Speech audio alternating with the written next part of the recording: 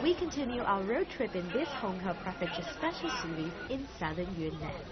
Having covered Jianshui and Shiping, now it's onwards and forwards towards Honghe County in this episode of Travelogue. Well, what do you know? We were just in the car, and what are the odds of chancing upon a local wedding celebration? The bride's over there. I can't figure out if they're two brides or if one is a bridesmaid, but they seem to have lots of gifts and their bed sheets and bed quilts, and they're there receiving the guests. There's a bit of hustle bustle going on. After having our routine round of hearty bowl of rice noodles for breakfast, we came upon a wedding celebration tucked on the side of the mountain en route to Honghe County. I poked my nose and chatted with the lovebirds about their special day.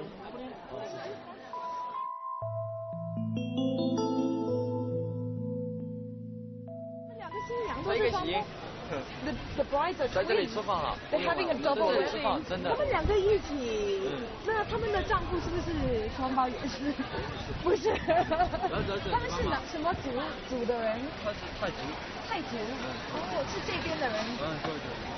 哦，那恭喜你们了，恭喜你们了。哦，好，谢谢你们，我不生气。Looks like the village has come out in drones for the celebration. The brides are from the Thai ethnic minority, and they are closely related to the Thai people. In China, the majority of them live in Sichuan Banan and Dehong, Dai and Jingpo autonomous prefecture. This wedding is slightly westernized, as the twins were dolled up in chiffon white wedding gowns, while some of the guests wore more traditional outfits. It's normal for Thais to marry within their social and economic status, and most times it is the groom who heads back to the bride's home. 傣族，就是这边的傣族。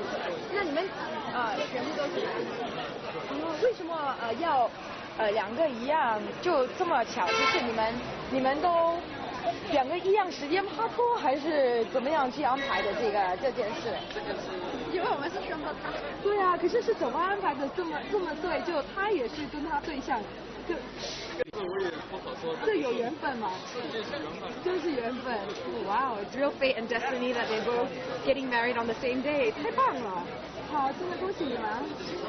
Thai cuisine includes rice as the staple, and sticky rice is their speciality. Hot and sour flavors characterize their food, but I find their people even warmer. The bride's mother was egging me on to stay. 哦，那你今天应该是非常高兴的，对吧？是了。对对，she can't stop smiling, she's beaming from ear to ear. 那真的是恭喜你！我们放乐器，多放乐器，够啦，多放乐器。好，我们要走了。It's awesome. 多放乐器，不要忙啊！你看真手能放这点。Wow, the men are all preparing the food. It's amazing. Never seen such a big bowl of chicken soup, and it smells fantastic. I hate to go now, but all right, let's hurry along the road. Come on.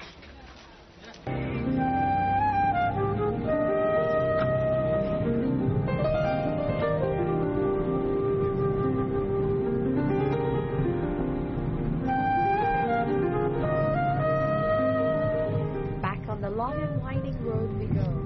Honghe County lies just south of Shiping, and it'll be another 2.5 hours before we get there. The roads here are generally well paved for the most part and scenic. Honghe is known as the overseas Chinese county. These traders have left their hometown to make their fortunes abroad, and now they're back with a sweet smell of their monies to rebuild this county. Oh, it seems like our fortunes have really reversed. I mean, ever since we've bumped into that Thai twinned double blessing wedding, you know, it seems like the sun had agreed with us and smiled at us for once.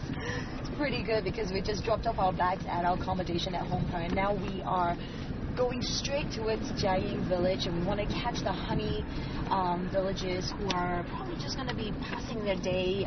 There are rice terrace fields there, so I can't wait to see what that's like. I know it's not as famous as the one in Yuanyang, but it should be beautiful as well. And now, with the weather smiling at us for once, I think it should be a good sign.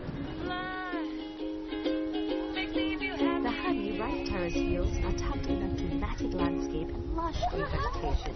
Part of our mission on this long road trip to Hong Kong is to capture one of the world's most spectacular agricultural heritage sites.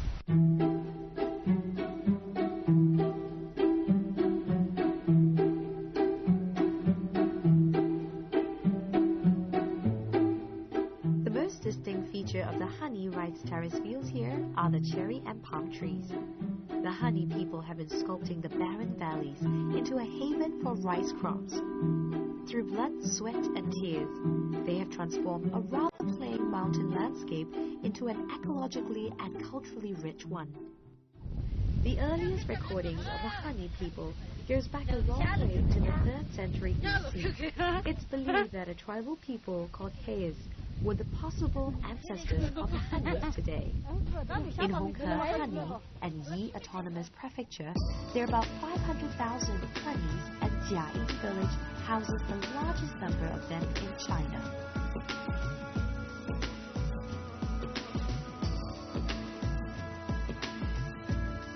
These precious moments are hard to capture as the clouds drift all too quickly. But when the sun hits the rice paddy fields at an angle that provides an unmatched iridescent glow, something magical begins.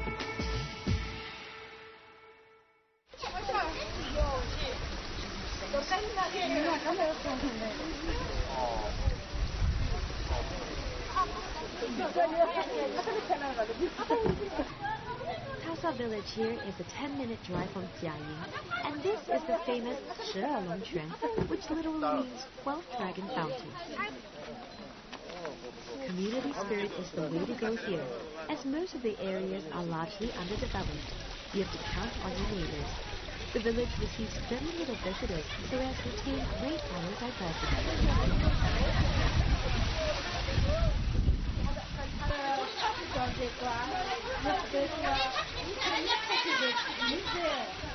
None of the suffocating in-your-face fashion. Here, you can just sit back and observe, or step in and join their ethnic rhythms and strides.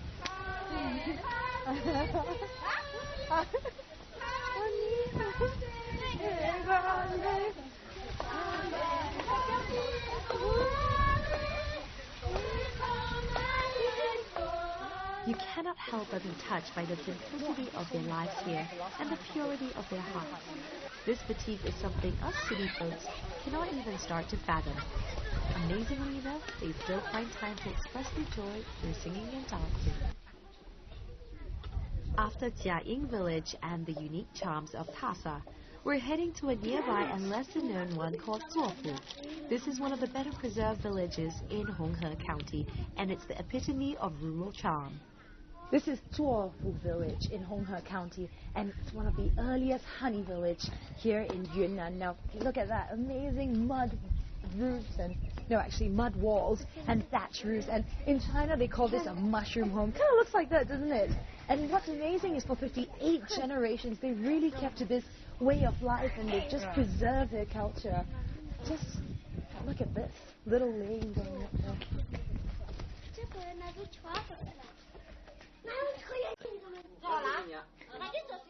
The mountain slopes here are dotted with 2 to 3 story houses. The honey people's abode includes a sturdy wooden pillar placed on mud brick foundations.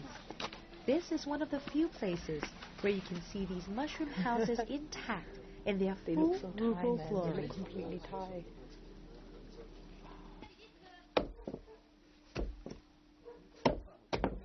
Life is simple here. Villagers live with their doors wide open, and you can just politely walk in and hang out with them. Here, the neighborly spirit is well and truly alive. It's a place where people don't live with fear and padlocks. And their friends are not just the two-legged kind. Livestock roam freely just beneath their wooden floors.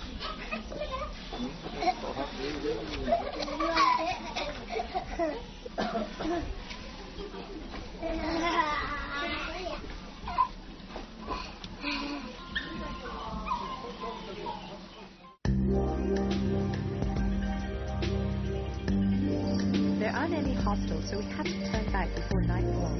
Ahead of us is 37 kilometers of mountain road, which will probably take another 2 hours in the dark before we reach Honghe town. It's time to say goodbye to the villages, but not without some hiccups along the way. The men are trying to solve the problem at this point because we're stuck. That's our problem. We're trying to get up, but this truck is busy unloading some of their goods. So what we're trying to do is literally trying to lay down bricks so that we can charge up. Oh, that's a brilliant idea. Let's see if it works.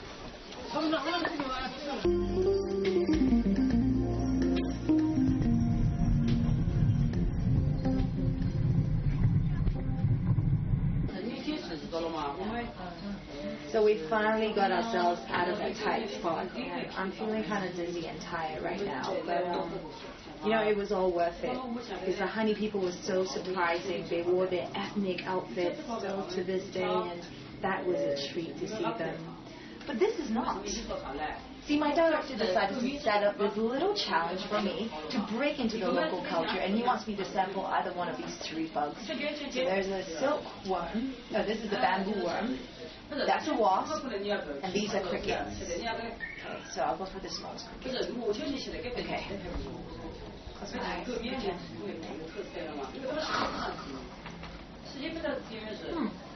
It's actually not bad. Look at this fella. Oh, God, he's mean. Jesus, man. Okay, I can't see this. Okay.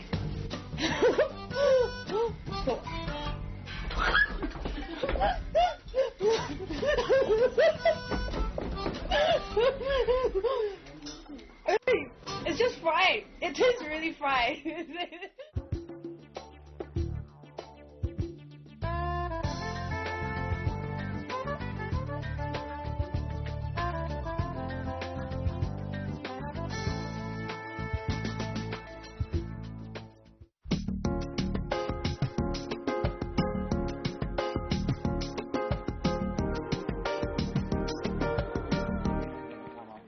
Yesterday was a total cultural bonanza for us. We visited 2 honey villages. One was the biggest and the other was the oldest. But the best part was engaging in a spirited exchange with the honey ethnic minority. This part of southern Yunnan undoubtedly boasts a rich ecosystem and biodiversity. Here, nature lovers can gather a breath of fresh air, and since we've been driving around the mountain for ages, this was a welcome change for our creaking bones. The majestic paddy fields are stunningly beautiful, tucked in this rural landscape. If you're planning a trip to Honghe Prefecture, the best thing to do is to get a ride.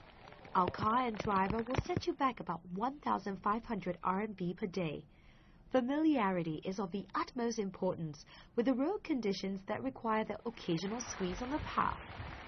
So we're heading up towards Dayangji, and it takes us about 1 hour to get through to 30 kilometers of road. Of course, it's mountainous and it's curvy, and you know that. But we decided to step out to check out the view. I mean, this is really romantic. It's just clouds clinging onto these mountains, and just seems like it came out from a little storybook. Although it doesn't quite feel this way, but it's pretty something.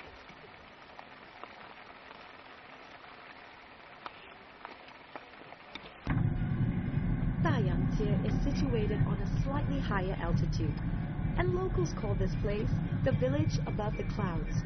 For that reason, some have labeled this as one of the most beautiful villages in China.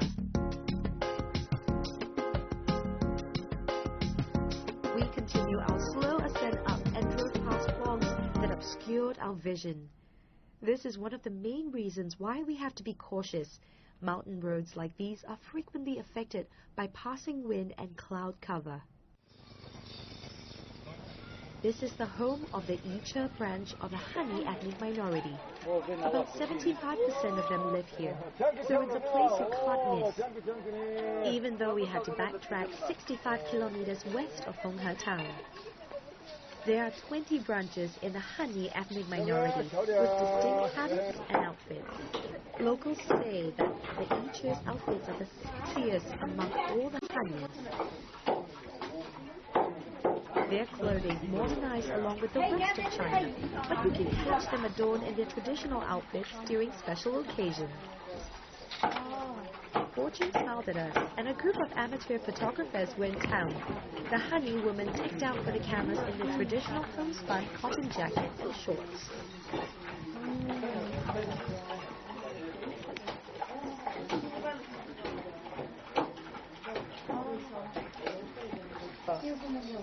Legend has it that their male ancestors had to run from danger, and their clothes were tattered by branches and twigs.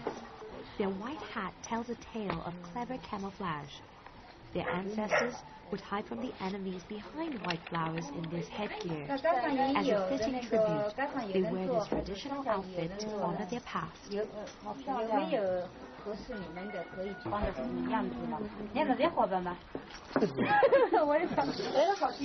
moment you arrive in this village, the resilient and sustainable ways of the people hits you. Their way of living has remained rooted in agriculture. 不觉得冷，外面就冷，因为这里没有风啊。你们这边一个就可以说是最性感的小居民住吧，穿的就是蛮美的，对吗？就很随意，就是很有自我，对吗？ Obviously, the women wear their shorts according to seasons, and not to mention when there are cameras in full flash. After rice planting season on the third month of the lunar calendar in April, locals would celebrate. That's when you can capture the authenticity of their festive spirit as they wear their traditional outfits.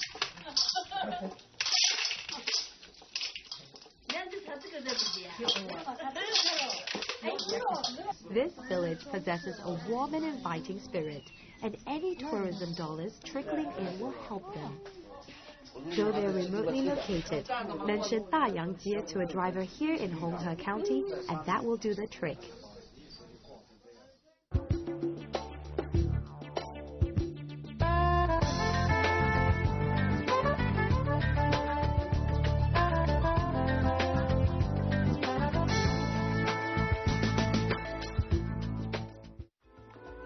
Making the Rainsville Way proved harder, but with a sunny disposition and hope, we crossed our fingers and headed out for an authentic feast of Hani cuisine.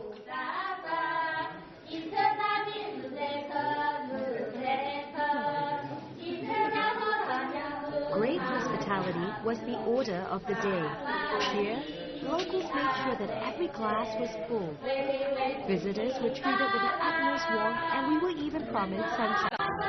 Surprisingly enough, they delivered on their word.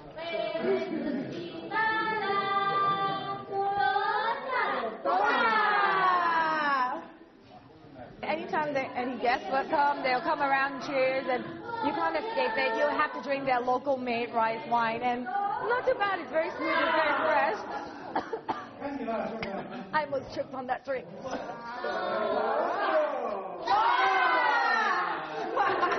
Trust the sun god to be happy with the drinking and singing. The Hanis, known for their talents in this department, are working their own brand of magic. Rice literally runs through these Hani people's veins. It's this staple that feeds them and creates an industry of work.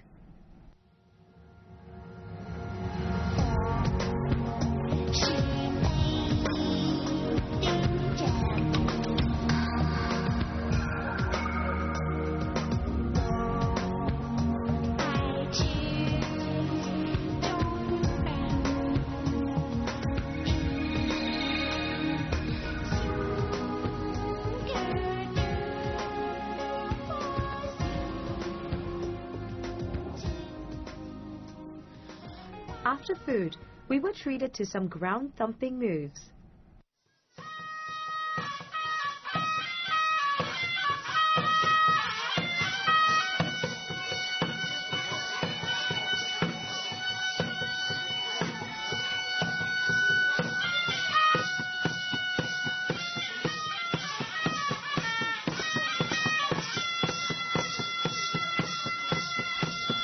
Drum beats are often associated as a primal sound of music, and this lured the dancers into a hypnotic formation.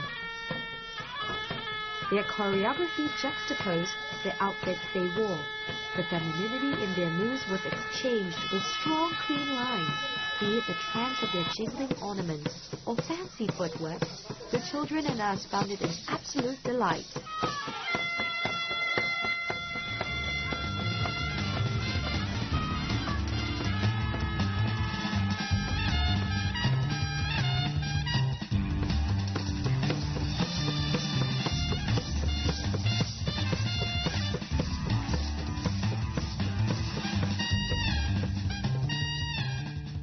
The Icha have a special reverence for the land they walk and work on, worshipping the forces of nature, earth, sky, forest, and cliff, as they understand they're intrinsically part of a force greater than themselves. Dances, prayers, and offerings are ways to express their gratitude from the harvest they reap. Their thoughtfulness helped me connect to a sense of appreciation for the world, and it's been truly humbling.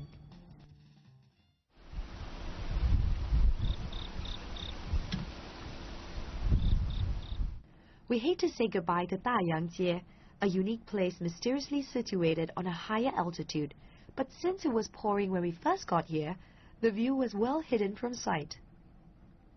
Rolling white cotton clouds and mountain mist swirled into action when the skies parted, and for that brief moment it seemed as though we'd descended from the heavens. I recall the Icha dance fondly and feel their moves must be somewhat connected to their celestial-like land.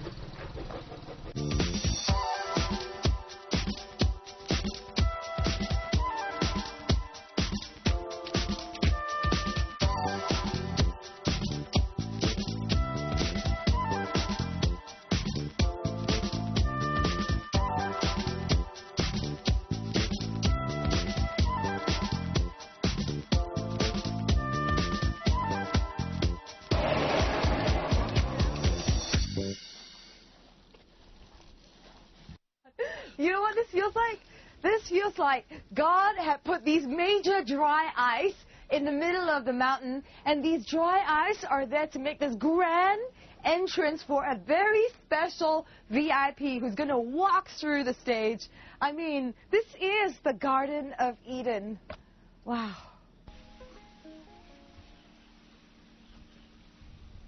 Gosh. That's clouds just coming in from there.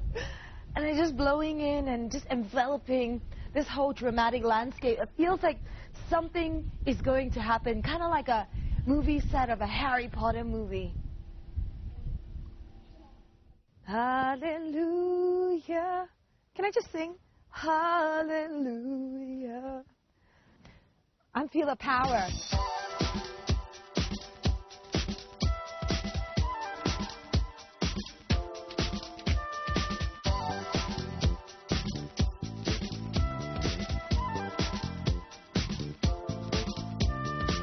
We have covered Jianshui, Shiping, and Honghe counties, and our remaining trip will take us to the rest of Honghe Prefecture. That means more twists and turns as we hit the asphalt roads. Hooray for me! As more than 75% of Honghe's terrain is mountainous, we took a good 2.5 hours to drive through the wet and then dry roads back into Isa town.